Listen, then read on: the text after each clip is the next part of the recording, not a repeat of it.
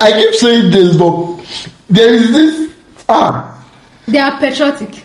Their people is the biggest asset. Alright guys, welcome back again. So today we're going to be checking on how strong is the US military in 2005. Yeah? 2025. 2025. Sorry, forgive me. In 2025. I'm sorry. I'm sorry for that. And actually, right, one of the reasons we're checking this video out was we recently checked out the Russian versus the US, and I got a lot of comments talking about the fact that that was not a parade, rather it was more like a celebration of their 250th birthday. So I'll be looking forward to seeing. I'm still looking for a parade that the US have done because I really want to explore that video. Yeah. But for now, this is what I was able to see, which is how strong is the US in 2025. So stick around to the end. Let's dive in. The US military isn't just strong in 2025, it's unmatched. Wow. Its global firepower, America ranks #1 in the world. Definitely. With a power index score of 0.0744. It leads ahead of Russia and China, who trail behind with 0.0788. That might sound close, but in military terms, it's a massive gap. Because when it comes to raw firepower, funding, global reach, and speed, no one even comes close. Today we're breaking down exactly how the US keeps its edge, from trillions in defense spending to unmatched manpower, aircraft, and naval dominance. Let's start where military power begins: money. Money is one of the most important factors in determining a country's military strength, as it costs a colossal amount of money to forge a strong force. Wow. Millions of dollars can go into the production of a single tank, for example, with some of the world's finest fighter jets having 9-figure price tags. Then there are the costs of the many smaller vehicles, weapons, and other pieces of equipment a strong military needs, plus funds for training and paying active duty personnel, from soldiers to mechanics, engineers, pilots, and more. It's no secret the US spends heavily on defense. Whether you look at recent years or go back further in history, it's constantly had the biggest military budget by far, sometimes spending up to 10% of the country's entire gross domestic product, or GDP, on defense. In 2025, the US is expected to spend just under $900 billion on its military, which is over 3% of its GDP. In comparison, the next biggest spender is China, with an officially reported 2025 defense budget of around $249 billion. That is massive. Even lower at approximately $126 billion. Even if you combined and doubled both, the total would still fall short of the US defense budget. And while some analysts suggest that China may underreport its actual spending, the US maintains a decisive lead, not just in funding, but in global reach, alliances, and cutting-edge military technology. Even more astonishingly, if you added up the budgets of all the countries ranked 2nd to 10th in 2025 spending, which includes China, Russia, India, Saudi Arabia, the UK, Japan, Australia, France, and Ukraine, that still would not match the US budget. Next, let's look at manpower. People are the beating heart of the army. They're the ones who man the tanks, pilot the jets. Mitochondria, the powerhouse of the world. Yeah. Yeah, definitely. Definitely. That's the country because equating them together does not match up. Just their budget alone, they call like the top 10. And if you add their spending together, it still does not reach the US. There is a secret that they're not telling us. It's up to 10% of their gross profits. And I believe, just the way they said, China is not reporting their whole spending. I can guarantee you that the US is not even reporting their whole spending. If they report it, it's going to trillions. Wow. Fire the rifles and so much more. You need trained, willing, and skilled fighters to build a truly strong fighting force, and the US certainly has plenty of those. But there are several different ways to measure manpower, and the US doesn't top the list in every single one. So let's go through them and explore the value of each. First, available military manpower. This tells us how many people each country could mobilize in the most extreme situations, like full-scale global warfare or a major invasion. According to GFP, the US could call on around 150 million people in total, which is close to half of the country's population. That's not the highest figure on the list, which is hardly surprising. I said this. I said this. I keep saying this, but there is this. They are patriotic. Their people is the biggest asset. The amount of weapons that these guys. Sorry. Let's come back. Sorry. The US is not the most populous country. Instead, the two biggest countries in the world, China and India, come in first and second. China could call up around 764 million people, while India has an available military manpower pool of 662 million. The figures are quite similar in terms of the fit-for-service population. This tells us how many able-bodied people each country has that will be able to fight or play a part in a long-term military campaign if they had to. China once more tops the list with around 626 million. India comes in second with 522 million. And the US is third with 124 million. These two stats aren't all that important, as it's highly unlikely that countries like the US, China or India would need to call up almost half of their entire populations to fight. Instead, to get a better view of how strong each country's force is, it's best to take a look at the numbers of active duty personnel and reservists. Active duty personnel are basically full-time members of the military. They're the most highly trained, combat-ready individuals, dedicating their lives to the military. Reservists, meanwhile, are people who have spent some time undergoing military training or service, but aren't currently involved with the army. They remain in reserve, ready to serve if and when called upon. The US has an impressive total of 1.3 million active duty personnel. That once again puts it in third behind China and India. However, the difference this time is much smaller. India is only slightly ahead of America with 1.4 million active duty soldiers, while China takes the top spot with around 2 million. As far as reservists go, the US has around 800,000. That puts it in 10th place globally. Vietnam sits in the top spot with an astonishing 5 million reservists, while South Korea is second with 3.1 million and Taiwan third with 2.3 million. Many of the countries they went taking to the war high with spots USA and came out victorious. I fear them for that. have built their military strategies around having high numbers of reservists, rather than paying too many full-time salaries for active duty personnel. The US has always had a different strategy, focusing more on having highly trained, fully engaged soldiers ready to enter battle as and when required, rather than a huge reservist force. It's worth noting too, when it comes to manpower, that it's a question not only of quantity, but quality.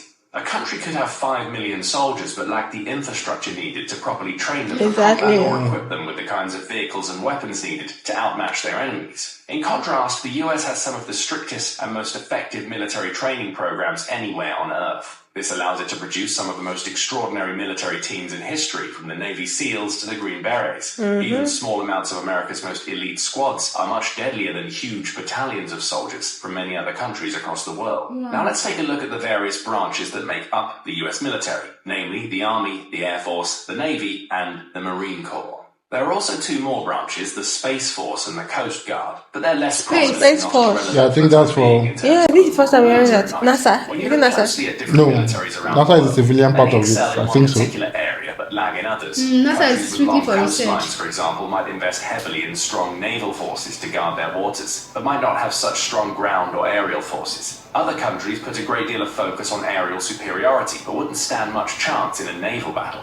One of the ways in which the US has always stood out is the overall balance of its military. Whether fighting on the ground, in the air, or at sea, the US always remains one of the strongest and most formidable forces for any opponent to overcome. It's dominant in all domains, but there are still a few important differences between them. The US Army, for example, is the biggest of all the US military branches. It has over 450,000 active duty personnel, with more than 325,000 National Guard members and over 175,000 Army Reserve personnel, adding up to over 950,000 soldiers in total. The Air Force comes next, with around 495,000 members overall. That includes 322,000 active duty personnel, 105 members of the Air National Guard, and 68,000 reservists. Then there's the Navy. The branch has around 337,000 active duty members, with 58,000 in reserve for a total of approximately 438,000. The Marine Corps also reinforces the Navy with close to 170,000 fighters of its own, and 33,000 more in reserve. These figures demonstrate the balance of America's military and how well prepared it is to fight on any and all fronts. And it's not just in manpower that these three branches excel, but also in terms of the weapons, vehicles, and equipment they're able to call on. The US Army, for example, has some of the most powerful tanks, vehicles, artillery systems, and rocket launchers by far. GFP's data gives the US 4,640 tanks in total. Of those, the M1 Abrams is the primary choice. This third-generation battle tank often tops experts' rankings of the world's toughest tanks. It's one of the heaviest in the world. Typically scales at more than 73 tons and has some of the strongest, most impenetrable armor around. A defensive powerhouse, it's also packed full of firepower with a 120mm smoothbore cannon, multiple mounted machine guns, and some models even come with smoke grenade launchers too. The M1 Abrams is a long-running member of the US military, having been used as far back as the 1980s. The Army has steadily improved it over the years, upgrading the older models with modern features and technologies. One of the most recent variants of the tank is the M1A2 Abrams SEP-V3, fitted with superior defense against explosions, next-gen armor, and an added auxiliary power unit. Some countries boast more tanks overall than the US. China has 6,800 at the latest count, while Russia has 5,750. However, once again, it's a question of quality over quantity. Many of Russia's tanks are the T-72 model, which lags far behind the M1 Abrams in terms of both offensive and defensive You just have potential. numbers. Russia's more modern tank, the T-14 Armata, is a closer competitor to the Abrams, but there aren't too many of those in operation at the moment. For China, it's a similar story. The Chinese have two main tanks, the Type 96 and the Type 99. The Type 96 is no match for America's M1 Abrams. The Type 99, however, has several advantages over the Abrams, being both lighter at up to 58 tons and more mobile, reaching top speeds of up to 47 miles per hour, compared to the Abrams' 42 miles per hour. So as far as tanks go, America has a massive amount and the strongest units by most metrics. There are some other excellent tanks out there, like the K2 Black Panther of South Korea, but the Abrams still reigns supreme, and the US is already working on its next improvement, the Abrams X, which is set to be lighter, faster, and more efficient than any M1 Abrams seen so far. In terms of armored vehicles, the US dominance is even clearer to see. GFP statistics show that the US has more than 390,000 armored vehicles in total. That's much, much higher than the country in second place, which is India, with just under 150,000. China takes third spot with a little over 144,000, and Russia has more than 131,000. In other words, even if you added all of Russia and China's vehicles, the US would still have more. But again, we have to talk about quality, not just quantity. Luckily for the US, the quality of its armored vehicles is second to none. It has an extensive and diverse fleet of vehicles, each one with its own assigned tasks and features. Where do they pack it? Hey, where do they store all this? Yeah, and they have this much quality, and they also have the numbers. Yeah. My question is like, where do they store it? And again, when you store a weapon for a very long time, it becomes rusty. I don't know whether it becomes rusty. It's supposed to. You understand? I don't think so. So the question is, how do they? This is built for a future, for all future use. Centuries to come, decades to come. The materials they use are so yes, that's why I say quality over that can quantity. last the A long time. Impressive. Supporting troops in large numbers across tricky terrain. Others are designed for support and evacuation. Others still are more offensively focused, boasting their own weapons and armaments. There are the Bradley Fighting Vehicles, or BFVs, for example. Several thousand of these vehicles are in action today, with many boasting 25mm chain guns and Tau missile launchers, which is enough firepower to take out enemy tanks at distances of up to 13,000 feet. Numerous other vehicles make up the US Army's expansive fleet, including Strykers, M88s, M113s, and MRAPs. They help with reconnaissance, transport, towing damaged vehicles to be repaired, and even helping units safely traverse areas with hidden mines and explosive devices. Moving on to artillery, this is one area in which the US is a little lacking. It boasts 671 self-propelled artillery systems, which pales in comparison to Russia's 5,000 and China's 3,500. With 1,212 towed artillery systems, America again falls behind multiple rivals, including Russia with 8,500 and South Korea with 4,400. Wow. For rocket projectors, the US sits fifth in the rankings with 641. China has 2,750 and Russia has more than 3,000. This then is an area in which the US could consider investing in or developing further if it wants to keep up with the competition. Now let's take off and explore America's extraordinary Air Force. As far as aerial combat goes, the US is unmatched. No other country even comes close, no matter which metric you look at. In terms of total aircraft, for example, the US has over 13,000.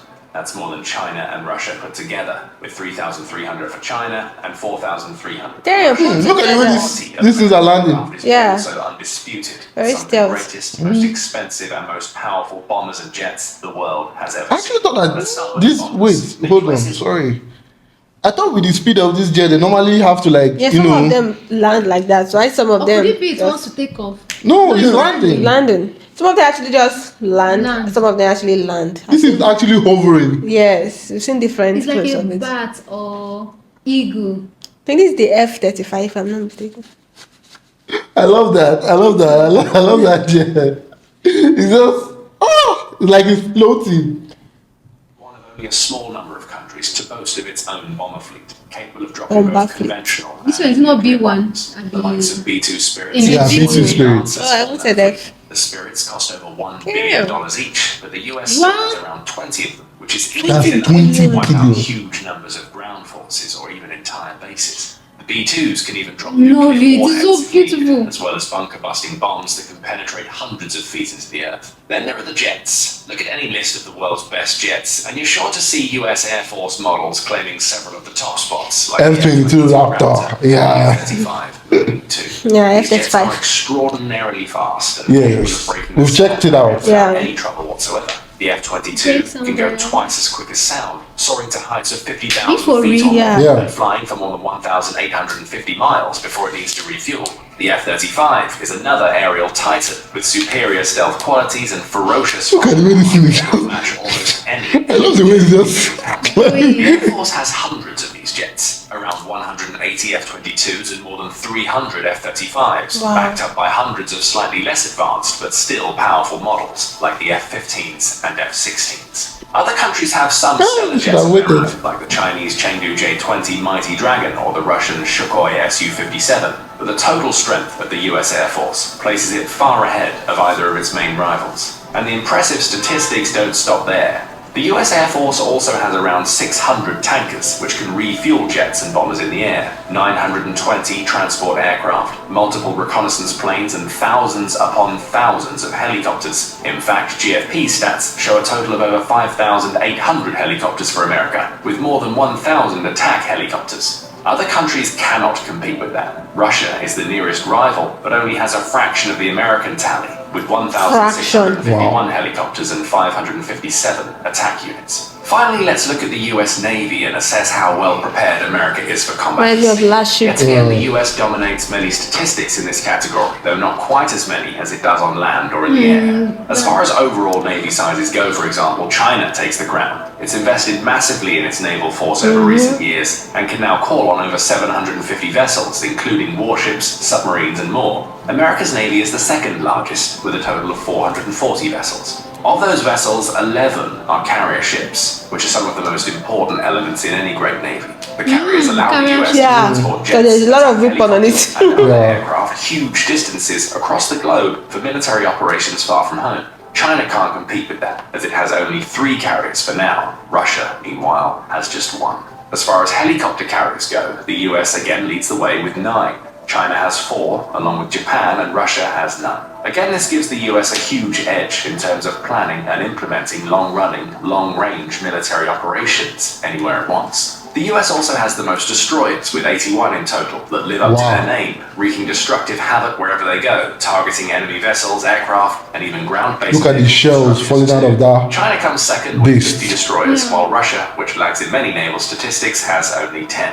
Not all naval forces float on the water's surface. Some lurk down in the depths, hidden from view, waiting to strike. Submarines make up another large part of the US Navy fleet, with 70 in total. Russia sits in second with 63, while China has 61. So by almost all of these major metrics, the US Navy is ahead of its competition. It has a mighty naval force with some of the finest subs, destroyers, and colossal carriers to conduct all manner of military operations at sea.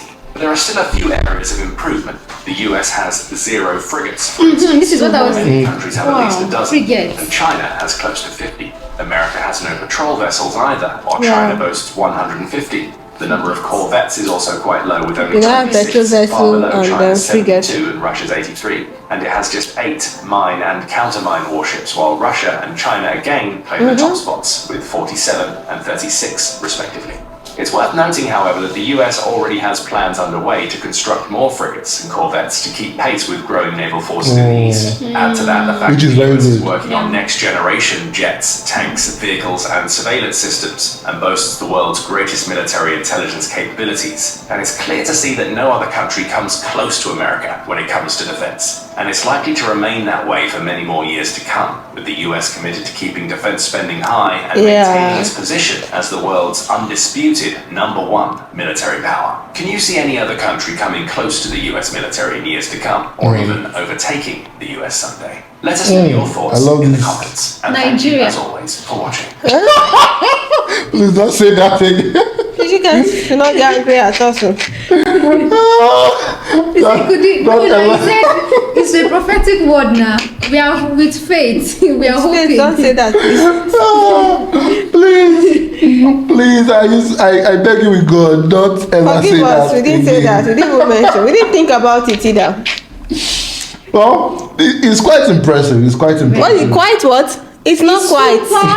Superlicious, super. The military strength is really vast. It's great. Yeah, and you see that civilian. I don't know how you like. I like it. using on it. I honestly love that part. Because why I say so is, if let's say in the sense that every other thing fails, I don't think where I'm coming from. Like, The people will not fail themselves. they will not fail. You understand? And you know, I love the fact that in the last comment he made, he said that they know the areas they are lacking and they are trying to make up for that. You understand? And I feel like it is very essential, because especially that corvette, and I don't really know what the corvette does. You understand? And frigate and that petrol ship or something like that. I don't really know the importance of it, but if other countries have it, I feel like They should. You understand? It is very necessary. I don't really know what. I'm not in the Navy. You understand? And we have not really checked up the specs. And do you know something I like of what he said when he spoke about the places they have to adjust and grow? Yeah. He said futuristic. It's not just going to be a normal Normal It's type. going to be something extraordinary. It's not going to be the regular corvette, or the regular frigates. They might bring out an alien. They always do. Alien spaceship. They always do. The Astra is really, really impressive. It's very futuristic. Wow. And vast. Well, let me stop myself in awe. No wonder the USA always have the audacity and authority to stop the war, or if that they have the boldness. Undisputed. I love that word when he used even when they had the USA went to the Iran stuff and the morale to do that. They have it. The courage. Because you can't even retaliate. Try and retaliate. Well, like I always say, the US. The undisputed. All right, guys. Thank you guys for sticking around to this part. Don't forget to like, subscribe, and comment on this video. I have a lot to say, but I will hold my peace. Until the next. Bye.